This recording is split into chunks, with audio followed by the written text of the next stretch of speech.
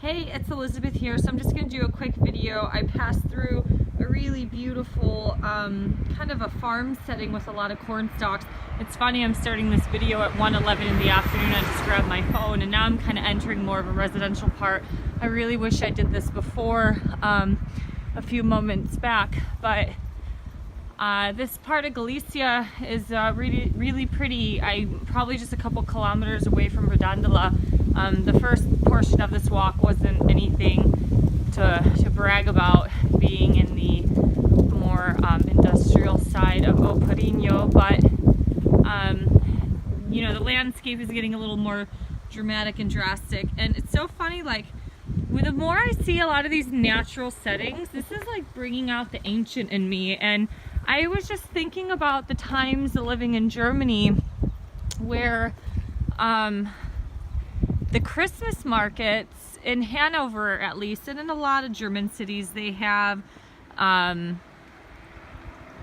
medieval Christmas market. And when you go to these medieval Christmas markets, they play a lot of the old medieval music. A lot of it includes things like bagpipes and various drums. And man, like, whenever that went off, like, I'm not Scottish by any means, but there's something about bagpipes that really, like, it brings it out, man. And sometimes I'll just cry, like, listening to this stuff, because there's, like, you know, an ancient piece in every single one of us. And walking through these I don't know, dramatic farmland villages definitely makes me reminisce on that time at the medieval Christmas markets in Hanover and throughout Germany, because the music was just so powerful. And I think, you know, when you start looking at ancestral DNA and spiritual lineages and DNA, there is definitely something to be had or said about what is ingrained in us.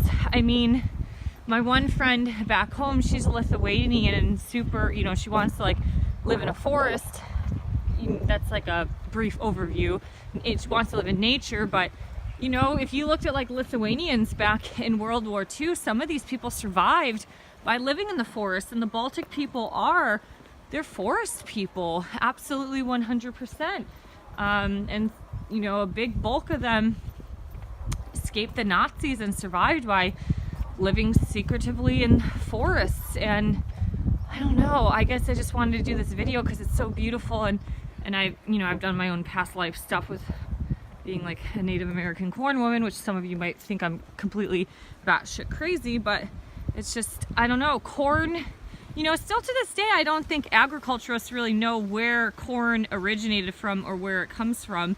And I think that's quite fascinating and interesting, because it's been a crop and a food that's nourished people for thousands and thousands of years, but they still don't really know the origins of it. So anyways, I just was walking through and I was like, man, I don't know, it's like I don't know, the only thing I can say is it's bringing out the ancient in me. I've walked a lot with people today, so now I have some time on my own. And the irony is, I'm kind of glad I'm on my own, because walking with people, like yesterday, talking for 4 hours, is just like my brain hurt. It hurt as much as my feet. So I hope you enjoyed some of the scenery here, and thank you guys for listening and watching. I'm going to take some pictures with my DSLR. Thank you, bye.